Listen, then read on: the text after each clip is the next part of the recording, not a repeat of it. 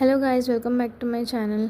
आज मैं मनसुंदर का महा एपिसोड बोलने जा रही हूँ, जिसमें रूही और जूही की ज़िंदगी के उतार चढ़ाव और उनकी तकदीर के पाने पन्नों को दिखाई गई है। एपिसोड की शुरुआत में लोहड़ी का त्योहार चल रहा होता है, जहां पालक और जूही के बीच लड़ाई होती है और पालक बहकी बातें करने लगता है क्योंकि उसके जूस में कुछ मिला होता है। लोहड़ी के अगले दिन दादी घर में 5 किलो तिल और गुड़ के लड्डू बनाने का काम रूही को सौंप देती है, पर जूही को लगता है कि रूही नौकरानी बनने बर्दाश्त कर लेगी, पर वो नहीं करेगी। इसीलिए जूही चालाकी से शीतल को फंसाकर सारा काम उससे करवाने का प्लान बनाती है, पर शीतल भी कम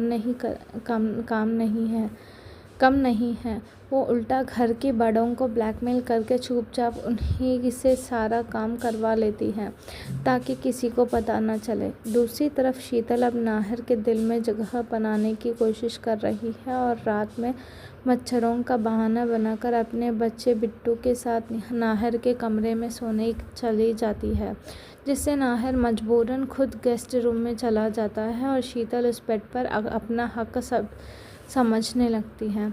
कहानी में बड़ा ट्विस्ट तब आता है जब नाहर को एक कमरे से रूही की पुरानी डायरी का एक पन्ना मिलता है, जिससे सभी शब्दों और हैंडराइटिंग को देखकर वो पहचान जाता है कि ये उसकी पत्नी रूही की ही लिखी हुई डायरी है। लेकिन नाहर इस बात से हैरान परेशान हो जाता है कि रूही की डायरी का ये पन्ना इस वक्त घर में रह रही मिस राहत के कमरे से कैसे मिला। नाहर जब इस बारे में मिस राहत, जो असलियत में रूही ही है और अपना चेहरा छुपाकर रह रही है, से पूछता है तो वो डर जाती है और बिना कुछ बोले वहाँ से भागने लगती है। रात के अंधेरे में राहत को ऐसे भागते देख नाहर उसके पीछे पीछे जाता है और उसे रोकने की कोशिश करता है, लेकिन तभी रास्ते में एक तेज़ी से आते हुए गाड़ी राहत को टक्कर मार देती है और उसका एक भयानक एक्सीडेंट हो जाता है। नाहर घबराकर सड़क पर लोगों से मदद मांगता है, पर कोई गाड़ी नहीं रोकते। इसीलिए वो बिना वक्त गवाए राहत को गोद में उठाकर तुरंत हॉस्पिटल लेकर भागता है।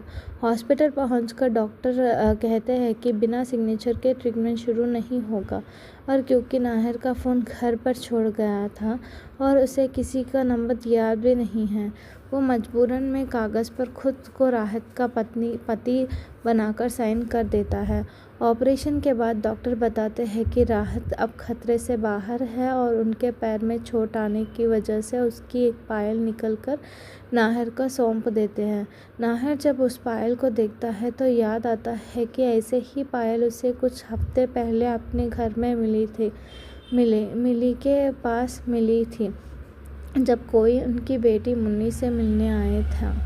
नाहर हैरान हो जाता है जब जूही या परिवार का कोई सदस्य राहत को पहला से जानता ही नहीं था, तो उसकी पायल उसके घर पर पहले कैसे आ सकती है, जिससे उसके दिल में राहत के लिए असली रूही होने का शक और ज़्यादा गहरा हो जाता है। अब अगला एपिसोड में क्या होने वाला है वो देखा जाएगा। तब तक please wait, watch and subscribe. Thank you so much.